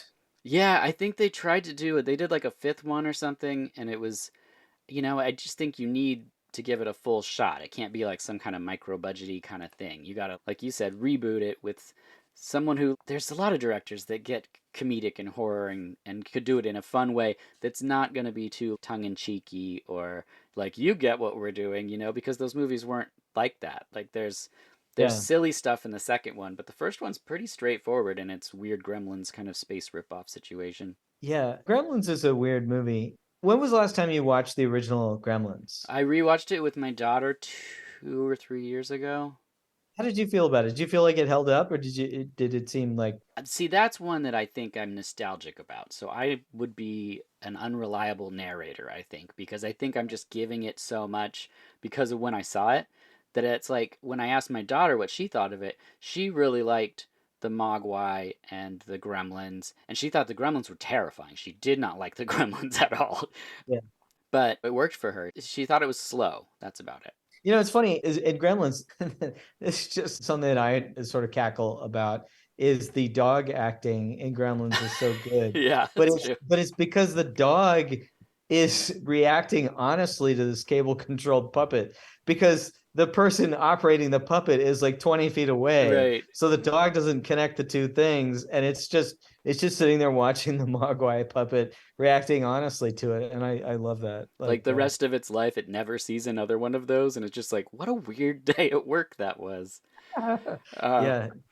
Great. Well, that brings us to our honorable mentions. What do you got? I've got a list of a bunch of them, and I gotta make a choice here. I have There are a lot four. of them that I wanted to list. The question is, what is the most unique, and what is not just a lesser version of stuff that I already mentioned on my real list? I think I'm going to say my first honorable mention is film from 2016 called Prey. And what Oh, that a film is lion about is, movie, right? yeah, it's a lion loose in Amsterdam. Is this Dick Maas that did I think so. Amsterdam and Sint? Yeah, and there's a ton of great little action sequences in it. It's put this lion in totally inappropriate circumstances and stuff like that, and then it ends up stalking people, and it's a lot of fun. There's some scary moments in it, but as far as CGI lions generally they have the same problem that a lot of things have, which is they're too square. They want to give them big square deltoids, Yeah. and the cats just aren't shaped that way. Animals are not shaped like human bodybuilders, but it's not bad. It's pretty good, and it's a good setup. And because the thing is, like, if you're making a horror film, whether it's tongue in cheek or not, like if you've got a lion in a contained environment fighting SEAL Team 6 that are all armed with M16s and grenade launchers and stuff, that's not a horror movie. That's like a sci-fi war movie. It becomes horror when it's that same lion stalking a 9-year-old kid. Mm-hmm. The movie does a good job making the people vulnerable and putting them in. I'm mentioning that as opposed to all the other crocodile and shark movies that I could mention, or piranha movies. Yeah. That's an interesting film. I did see the new Idris Elba movie Beast, Same. and I kind of forgot most of it because it's like you take actors like Sharlto Copley and Idris Elba, put them in a situation, give them a script. They're good actors. They're going to find an interesting way to play these characters. So I wouldn't complain about that. But the setup of the movie is so forgettable that the only thing I remember from Beast, even though I saw it in the theater because I've got my AMC Stubs A-list thing, so I can see all these movies for free. The only thing I remember is there was a few cool shots where there's people in the foreground that don't know that there's a lion in the background silently stalking into the frame about to jump on him. I remember that happening a few times, but that's like the only thing I remember from the movie. And then Idris Elba fist fighting the lion at the end. This 2016 movie, at least it was in a weird environment where it's Yeah. running around. You do think, oh God, what would you do with a lion or a tiger running around a city like that? That's happened a few times. That happened in rural Ohio once. A bunch of tigers got loose and it was a real problem, So Yeah. like anyway, that's my first honorable mention just because I Nice. like the setup and it's fairly well executed. Yeah, I liked the cinematography in Beast a lot. One of the things though is like that these sometimes these movies do, and maybe it's budget, I'm not sure, maybe it's the script, but there's a part where the lion has killed an entire tribe of people, and they stumble across this and they're like, look at all these dead people. There's something terrible has happened here, and I just thought would have been nice to see. I mean, it seems like it was very exciting, and you were gonna not show it. That's seems weird. Seems like that's what we're here for, but okay. So my first honorable mention is Atank or Atank. I'm not sure how it's said because I've never heard anyone say it. It's from 1996. It's a Bollywood movie. When a small Indian fishing community discovers black pearls in their little part of the ocean, a local gangster orders his men to collect them, which unsettles the delicately balanced ecosystem. It takes its sweet time, and it seems like you're just watching a Bollywood movie that sometimes is a crime movie, but when the shark enters the picture, oh boy, is it something. It is quite possibly the largest, maybe concrete shark you've ever seen. And there's a part where these two boys are on a little raft and they're eaten by the shark. And by eaten, I mean they literally float into the giant mouth of this shark. It was worth me tracking this thing down forever just to see that image and be like, wait, what is this? Because it's not a shark that's moving. It's just like, it is. Oh my goodness. And it's so weird because it's so late in the movie that they're like giant shark and you're like, "Oh, okay." And it's on the posters and stuff. It's clearly somebody saw Jaws and was like halfway through making this Bollywood movie and was like, "Hold on. We've got to add something." So Oh, that's just a little weird one to track down. That's Aatank. it's funny. I actually made a shark for a Bollywood movie. There's a movie called Blue, which must have Oh, been yeah. like, what year was that? 2013, 2012, maybe? I watched it because there's the shark in it. Well, I was working at a company called Animal Makers at the time and got to build this like 9 foot silicone shark. And I remember because the underwater cinematographer was this guy named Pete Zuccherini. And I remember getting on the phone with him every day because he was talking about how we had to calibrate the color of the shark, because if you drop this thing 10 feet underwater in the blue, the color completely changes. So I had to paint it the color of like a penny, like total copper, so above water, so that when they dropped it 10 feet underwater, it matched it because it had to intercut with real sharks. Mhm. So to get that color underneath 10 feet of the blue of water, it had to be painted like super copper and like spattered with all these different colors. And then we actually put a buoyancy device inside it so you could change the buoyancy of it depending on the depth of the shooting, so it would Wow. float or get neutral. But that was a Bollywood. I love Bollywood because they throw money at stuff and Yeah. they want to do things, man. They want to blow stuff up. They want to do action. Bollywood is, I think it's good for everyone. Yeah. I agree. They want to entertain. That's key. Yeah. What's your next honorable mention? Well, I'm gonna pick another weird one, and this is a 1988 film called Slugs. Yes. And I'm picking this almost entirely because of the exploding eye sockets in the restaurant scene. Oh man. The slicing of the slug in the salad is what lives in my brain forever, but yeah. Yeah, well, okay, so the headline is that there are things in that movie that will get stuck in your brain forever True. and will make you want to keep watching clips on YouTube and showing them to people. I applaud people. Earlier today, I was watching this film called Frogs with Ray Milland. Yeah. And you know what else is funny about Frogs is a young Sam Elliott. Mhm. And I would not have recognized him. I would Yeah. not have recognized because I think of Sam Elliott as the guy from The Big Lebowski. Sure.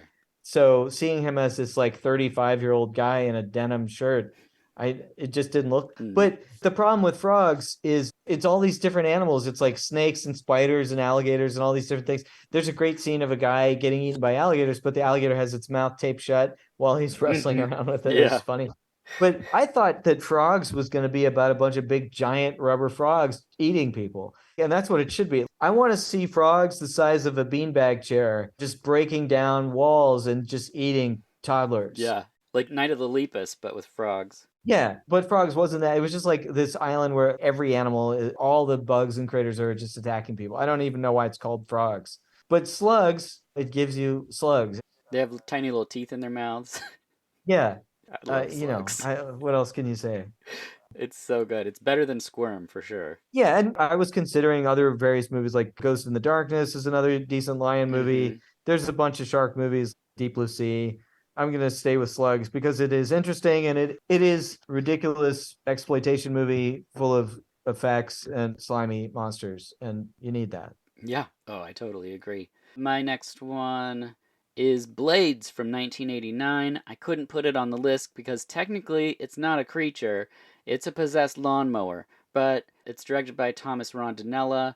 It's interesting in that it shouldn't be very good, but it's very entertaining, and it's a beat for beat remake of Jaws. but with a possessed lawnmower. That sounds amazing. Yeah, it's basically they just said, what if we took the shark and put him on a putting green? And it's a possessed lawnmower. I bought it because Ryan from New World Pictures podcast was talking about how good it was and that it shouldn't be that good. And so I was like, I'll watch it for sure. And then I put it on and I was like, he's right. This thing is way better than it has any right to be. But it's super fun.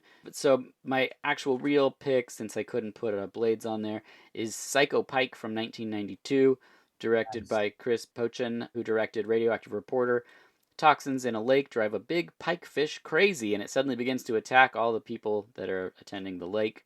It's wild. It's a wild movie. It's certainly having fun with its Jaws premise.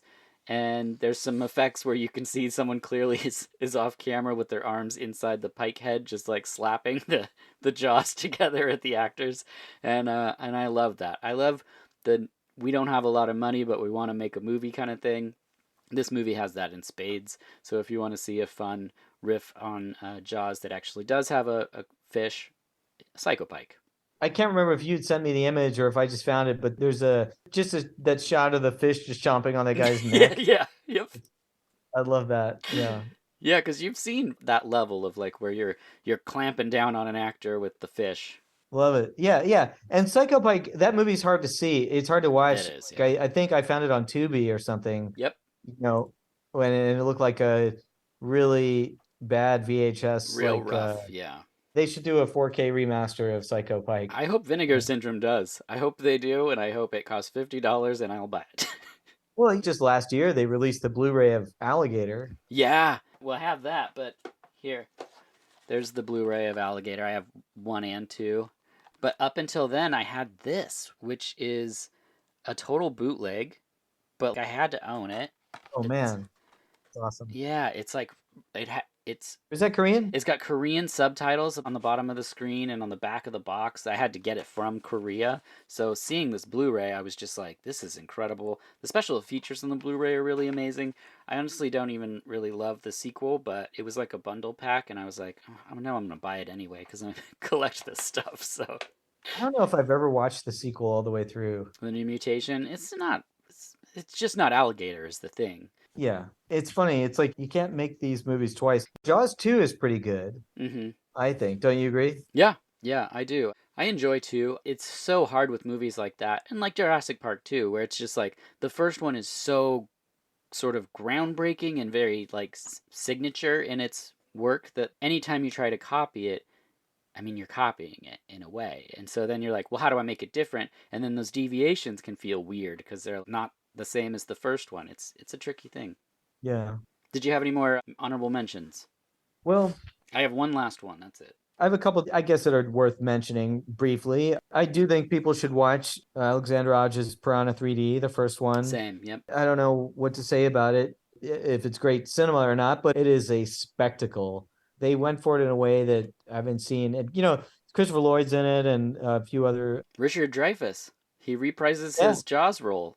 Yeah, yeah, with Matt Hooper. Yeah, that's pretty funny. That's worth watching at least once. I wouldn't argue that it's a great movie. Shark Night 3D with Donald Logue is interesting. That's one of the first, like the ones that we mentioned earlier. It's one of the movies from that moment where you're like, oh, maybe they can do CGI sharks. Sarah Paxton is also in it from The Innkeepers. And that movie is funny because Donald Logue is feeding people to sharks for like a YouTube channel or something.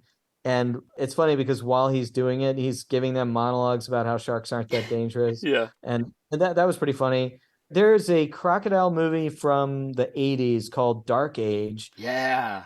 That movie, it's not great, but it's interesting because it was written by an actual biologist who's a conservationist. It works with crocodiles and he puts in some Aboriginal mythology and stuff. Yeah, that isn't it. Like if you're super into crocodiles, that's worth watching because it's a movie about a giant crocodile eating a bunch of people, but it's written by a conservationist who has to deal with, this is a guy named Graham Webb who had to deal with that problem in real life. He was always relocating dangerous crocodiles and trying to make peace between humans and them. So having a guy like that write a movie about it is an interesting concept. Mhm. That was good. So I don't really want to mention Lake Placid. I don't like it that much. Eaten Alive by Toby Hooper is Mhm. pretty weird. Primeval, another movie. I did not. Primeval is a little. I don't know if you saw that, Yeah, I but have that too. that It's no Rogue.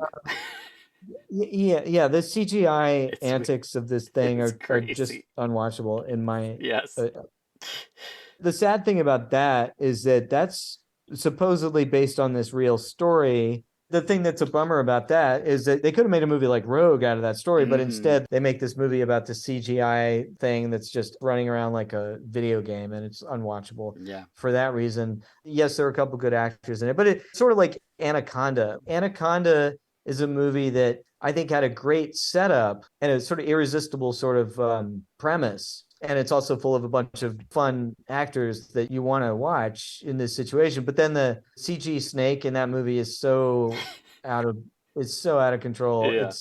I have a hard time getting through it because I'm just like you guys could have made a movie about this subject. You could have made a scary movie about this because the idea is scary, but then you just go off into this like cartoon land, That's and it's I don't know, it kills it for me. that's my point about like Bruce not working right and them having to be creative, or the boar not working right and the director Russell McKay he had to get creative because there's restraints, there's constraints, there's things that you just can't do. And that's the thing with CG is suddenly when they're like, well, we could do anything, we can go anywhere, create a universe, and da da da da da, and anything can move as fast as you want it to move. And it's like, well, then our brains instantly know that it's not real, and no one's in really any type of harm, and it just becomes like a cartoon. And sure, if that's your point, you want to make like a Looney Tunes cartoon, then sure. But in these sort of things where they're trying to create tension and create a thrill, it just doesn't work because you're just like, that's not how snakes move. Like it's just not. Yeah, I don't want that.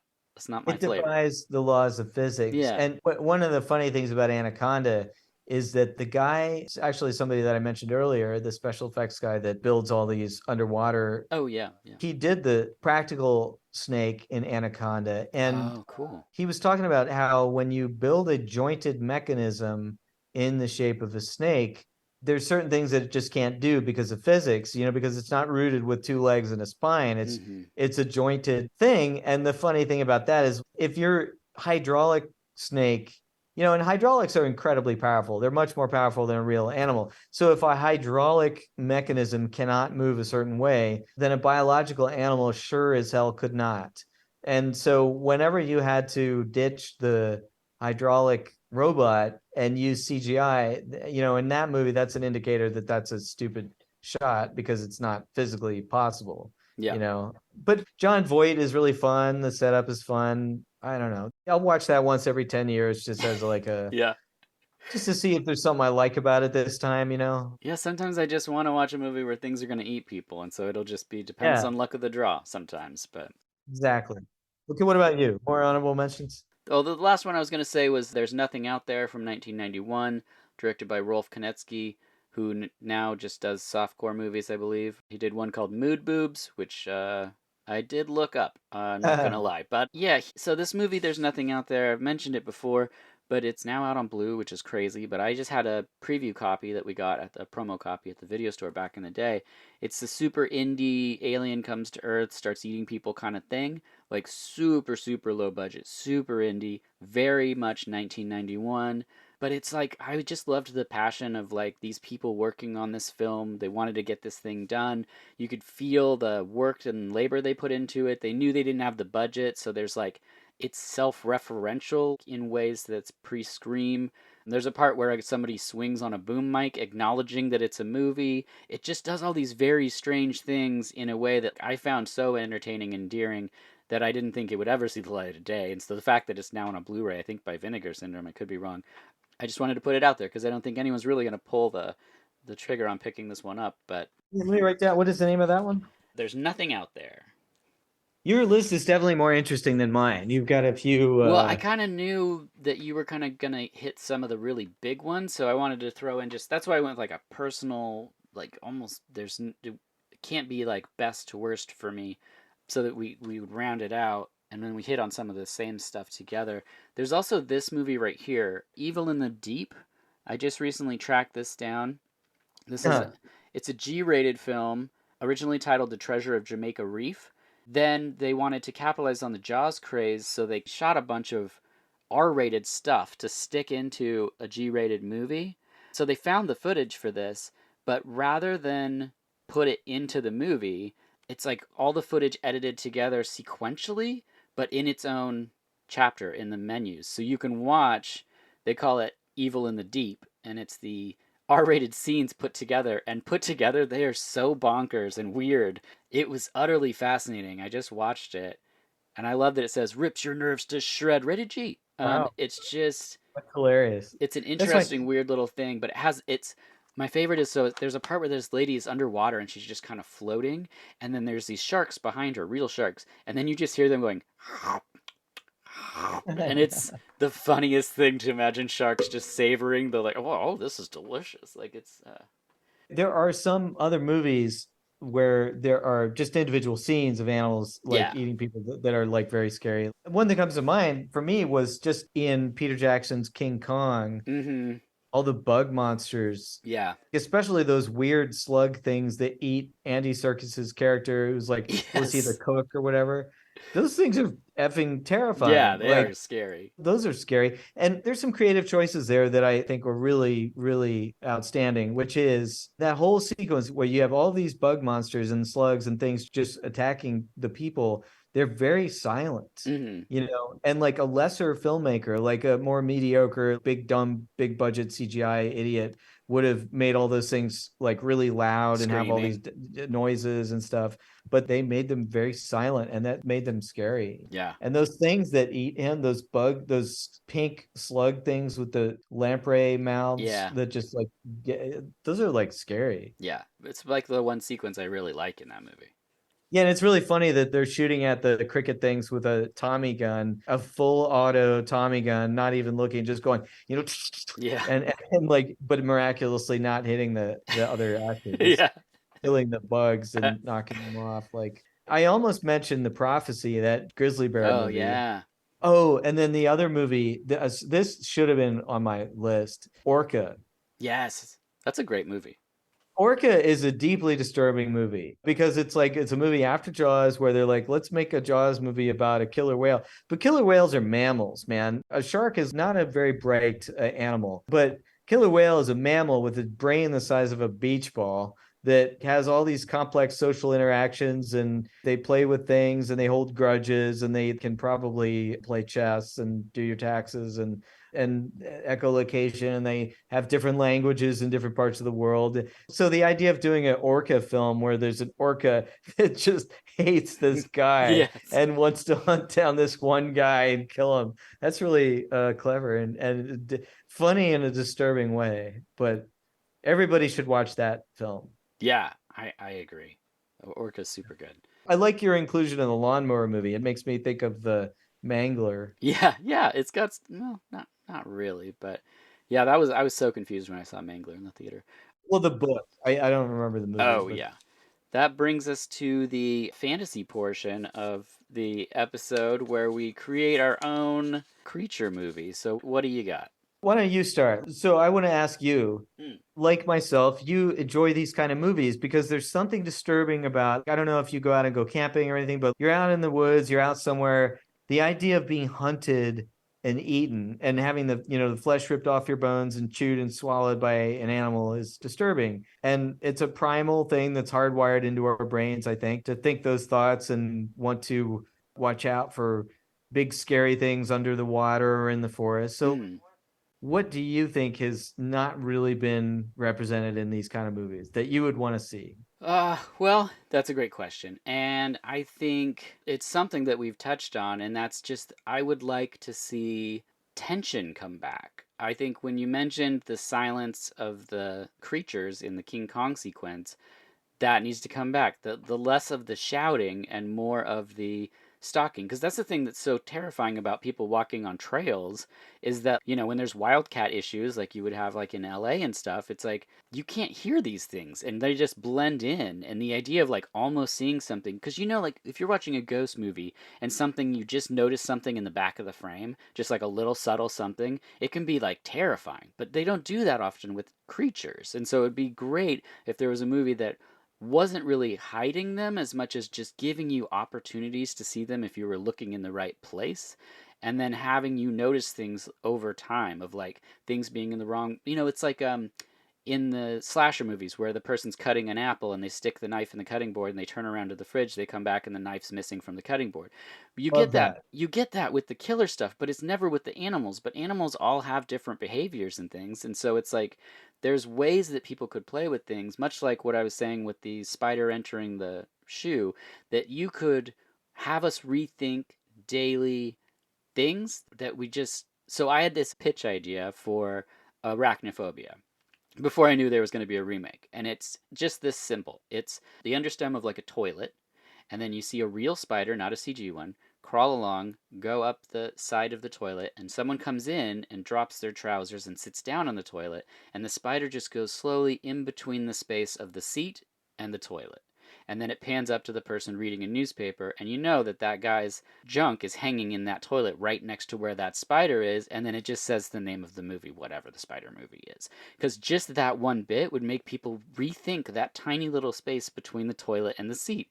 People would check every time because they're just like, God damn, that spider movie. And then they'd lift up the seat and be like, okay, yeah, because now suddenly we've rethought a regular part of our environment. Same thing if a spider went under the car door handle and you put your hand under the car door. Well, back in the day, now they're all just kind of see through, but those tiny things that we take for granted, I think we could expand upon that and really creep people out. Well, what if you did that in a movie that wasn't even just a spider movie? What if you just did that with like everything in the environment, Yeah. and you didn't know what was going to hit this person? You know, Well, so that's what would be great. There's a movie, maybe you've seen it, called Wild Beasts. You I seen have it? not seen that. Okay, so this movie, I ended up talking about it a lot. So basically, what happens is PCP gets in the water of a zoo, and and the animals get out. It's an Italian film, so they really do get out. It's super fun. It's strange. It's wild. But it could be if you like restrained it and you didn't know what people were going to encounter. Because, like, in a zoo, we got everything. We have everything to work with, right? So now, like, free reign on a city with snakes, spiders, lions, tigers, bears, oh my, whatever you want to release. So you have small things, you have big things, but people wouldn't know what was coming at them and they would just be in their homes. So, like, if you could set up sequences that were really utilizing the small space of a toilet or the kid's pool or the hot tub or whatever thing it's going to be that people see every day, that's a movie that would have a pulse and people would want to see it because they'd be like, just basic water cooler conversations would be like, oh yeah, I went, swimming the other day, and they'd be like, oh man, did you see the movie with the alligator in the public pool or whatever it was? Did I tell you the tree branch fishing story? No. You just reminded me of something. I've talked so much about crocodiles, but this is a story that I believe came from Adam Britton, who's this crocodile biologist in Australia. This is terrifying. So, saltwater crocodiles, they kill like many hundreds of people a year in places like Malaysia, Indonesia, not so much in Australia because they do a lot of education about it, but they're very dangerous to people. And they are in the northern end of Australia, the ones that are in the Kakadu National Park and all that Mm. stuff. So, this is a true story. This guy was fishing in Kakadu National Park. He climbed a tree branch, because he's trying to find this ideal spot to catch fish, barramundi or whatever. He climbs out on this tree branch that's 6 feet above the water, overhanging the water, and he has a perfect fishing day, and he's great. And he comes back the next day, and he goes out and sits on this tree branch 6 feet above the water again, does his day and his fishing. And then he's going out the third day, and this Aborigine man stops him and says, "You can't keep doing that." And he goes, "Why? Why? What do you mean I can't keep doing that?" And he goes, "Every day there's a big croc watching you. And every day when you go home and you disappear, he waits until you're gone. And then he comes out under that tree branch and he practices his jump. Whoa. He leaps up at that tree branch 6 feet above the water and snaps at it right exactly where you are. And he's getting better at it and he's waiting. And so one of these days, when the timing is just right, he's going to come out and get you." That's terrifying. And Yeah. that's a true story. There's something about that I love. But what you're saying about the tension and the calmness, it's like the Chekhov's gun under the table and all that. Mm-hmm. I love that. But I love the idea of like, if you made a movie like this based on how real predators act, like you were saying, and the way I was complaining about that last Jurassic movie, where the goal is for them to just get in your face and roar at you for no reason, and then not really try to bite you, but just roar in your face. Yeah. That's the opposite of. So If I was going to make a movie like this, which I probably will eventually, but it would be something in the water. As a diver, a swimmer, there's been times where I've been swimming in dark, murky water, and that is such a primal, scary place. I would do maybe something more prosaic. How come there's no giant catfish movie? There's catfish in the world that weigh like 800 pounds. Like, how come you don't see that? How come there's no eel? You remember the eels in The Princess Bride? Yeah, yeah. How come we don't have like a killer eel movie? Why not somebody say the Loch Ness Monster? Everybody's like, well, it's a sturgeon. What if it's just a big eel or something? I also like the idea of where something will take people, but then the scary thought is that you're just considered a disappearance because they never find you, or years later they find some body part. I would be most interested in something water-based that's sort of prosaic and not expected to be, because the Mississippi River is like 300 feet deep and the thing is a mile wide, and God knows what's in the bottom of that thing. Yeah. It's probably a catfish the size of a Volkswagen Beetle. Oh, yeah. I love those freshwater river monsters in the murk, like hidden from everything. I'd watch a movie about a giant crawdad or something. I don't know. Something with pinchers, that would be good. Yeah, some kind of crustacean, like Deep Star 6 or something. There's got to be more man-eating crustaceans. Somebody's got to do that, right? Yeah. Yeah, Deep Star 6 was the other movie other than Leviathan that I didn't say because I didn't know if it was going to come up, but I watched those both back to back a lot. Yeah, Leviathan's got higher production value for sure. Oh, yeah. And better actors, I think. But, well, Alan, I think we did an extensive list of our 10s plus expanded. I think the ultimate total is going to be probably around 30, I think. Yeah. That's pretty great. I'm glad that we could do this and that we found the time. If people enjoyed this, also check out our other episode together. We did FX2, and you can hear more about Alan's work in the special effects world in that episode. Thank you for the plug. Absolutely. Well, thank you again for being here. Thank you for that awesome book about Beyond Skyline and the effects. Oh, yeah. That was super good. It was super fun to show it to my daughter. It's very fun, the age she's at right now. She's 9, and to be able to show her, like, this is what people do. These people are making these things for the special effects in the movies and stuff, because she's around so many makers and stuff. It's just neat to be like, look at this lady here. She's building this outfit for an alien or whatever. It's like, it's cool to open kids' minds to creative jobs like yourself. So I'm doing another book like that right now as we speak for the film that I worked on earlier this summer. And it is very cool, and I'm looking forward to being able to share that. I'm not sure when that'll be, but it's a lot of fun. Those books for me, it's sort of like my legacy, because every time I get an opportunity like that movie, you never know if it's ever going to come back, and they're all unique, and you might only do a few of them. And so I'm not somebody that anyone has heard of, and I'm not one of these big companies, so I just got to keep a record of it all. Those books are just a promotional tool and a way to just put down a diary of the things I did that I got to be proud of. yeah, they're great. I absolutely love them. I don't know if people can and also to show off all the people that I work. When I hire people to work for me, I want them to be proud of the stuff they did. So I want them to feel like, rather than just exploiting their talents, I'm showing them off. That's why in that book, I made a big deal of showing off all the people that did all the artwork, and I get quotes from them about the work, because I'm proud to work with those people. Yeah. And it's one of my favorite things is the collaboration and just getting to share that time and just goof off with those people. And not to bring it down, but it's just been a dramatic year. I've lost a couple of really good friends in the business, and I'm so grateful for the time that we get to have together and the collaborations we get to have. Those books are part of me just celebrating the things that we all got to do together. Yeah, no, that's a fantastic thing to do. I think in their honor and the people's honor that you got to work with that are still going on and building those resumes and whatnot. People can't really buy those books or track them down, right?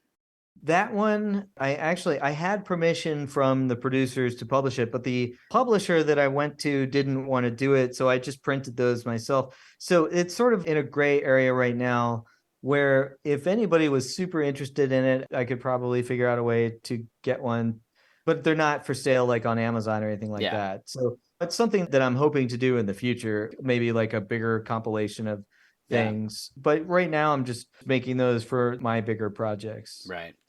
Well, I really appreciate it. I thoroughly enjoyed it. I'm looking forward to the next one. But thank you so much for your time. Thank you for sharing your 10 and your honorable mentions. This has been awesome. Yeah, you ever want to do another one, let me know. All right, fantastic. That's Alan B. Holt, and I'm Dirk Marshall, and this has been VHS Presents Things That Eat People.